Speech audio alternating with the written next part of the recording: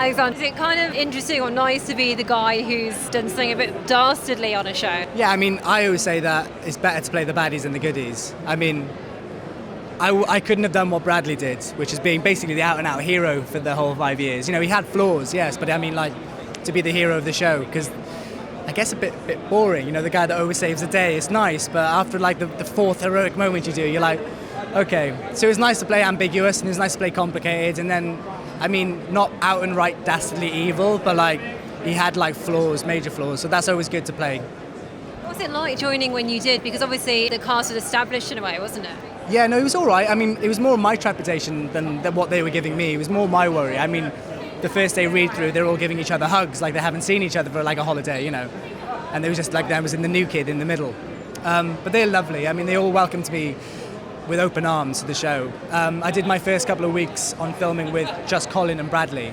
So it was really nice to have the sort of the two spearheads of the show to sort of take me under their wing and sort of explain lots of stuff to me about how the show would affect me afterwards, which was good. And then throughout different blocks, I started filming with the other night, and then managed to finally do a scene with Angel, which took me for like 4 or 5 months to do, and finally do a scene with Richard Wilson. So yeah, I was ticking them off as I was going along.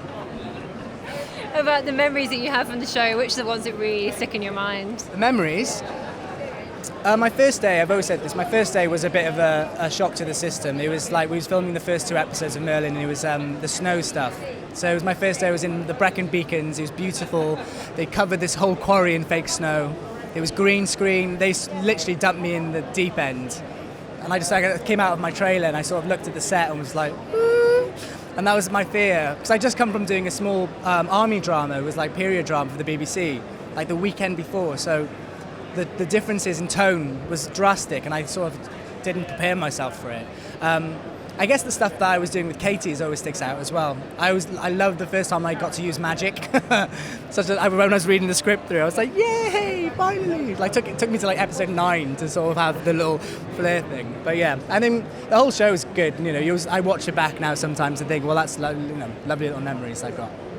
And talking about Merlin memories, yeah. Do you think it might come back in any form? I mean, there's always like talk about Merlin the movie. Will there be one? I mean, if there were, would you want to be part of it? Yeah, it's one of them questions that can't really come from me, or I can't answer, because it's Colin's show really, and Johnny and Julian's. You know, he would have to say, you couldn't have a show without him. You couldn't. So if he said no, then it's always going to be a no, I think. And I think he's done brilliantly by moving away from it and going into theatre and concentrating on his work and his craft, which is what he's always wanted to do, really. So, no, I don't think so. I mean, I would like it to come back only because I had a very short time on the show.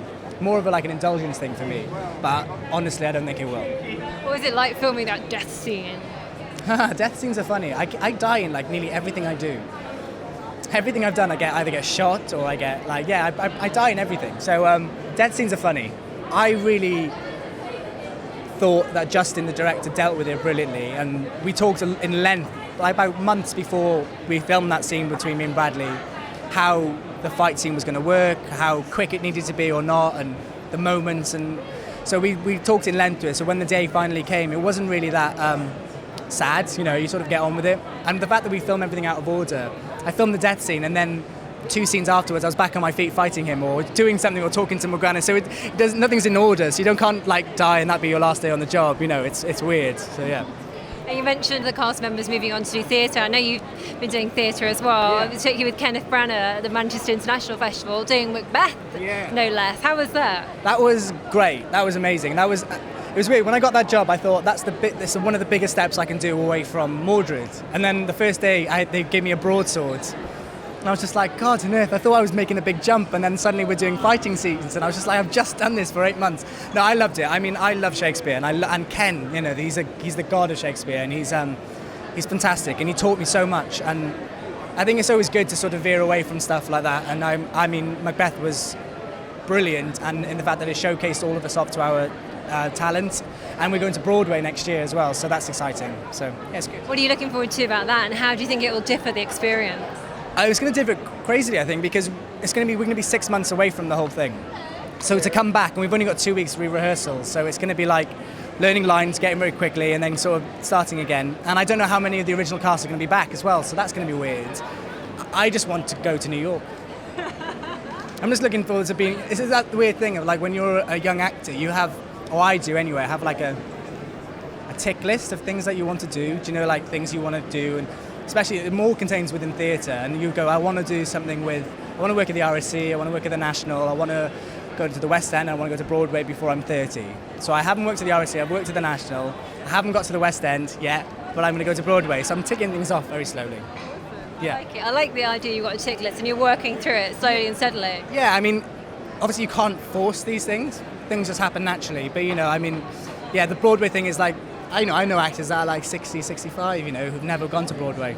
So the fact that you can do it when you're 25, and with the show that's already successful, because that's the weird thing. Some people go to Broadway with the show that maybe is done all right over here. So it's good to go with a massive critical backing and know that they're going to lap it up, you know, over there. What was it like acting and being directed by Kenneth Branagh? Weird, you know, I'll be honest, it was weird because you'd be doing a scene with him and then he'd sort of just come out of the scene and then give you a note. And you go, yeah, you're Macbeth and you're also the director. That's very strange. But no, it was good. I mean, like I said, everything that he said was just like pearls of wisdom, I guess. So you have to soak everything up like a sponge, and something that might not immediately show itself in your acting, but it might, you know, something that he might say in that rehearsal room might affect me in another theatre job maybe 20 years from now. Do you know what I mean? So he's one of them ones where you have to sort of let it fester. Now, on that tick list, what else is there? Are there specific directors or actors or kind of genres or anything like that that you say, oh yeah, I want to do that, definitely? I really want to be in Doctor Who. I know, I heard you would like to be in Doctor Who. It's good. I mean, like, it's come from, it's weird because I loved Doctor Who before I was an actor. So I've sort of come at it from the side where I'm like at a point now where I could actually potentially be in it. So I'm trying my utmost to keep dropping in every interview I can do. No, it's good. I mean, like, I'd love to be in Doctor Who only because I'm a massive fan of it. You know, that would be the one thing that I'd be like, as far as TV goes, would be a massive tick list. I did jokingly say to my agent the other day, I said, if you get me on Doctor Who, I'm going to quit acting. Because I said, there's nothing more to be done.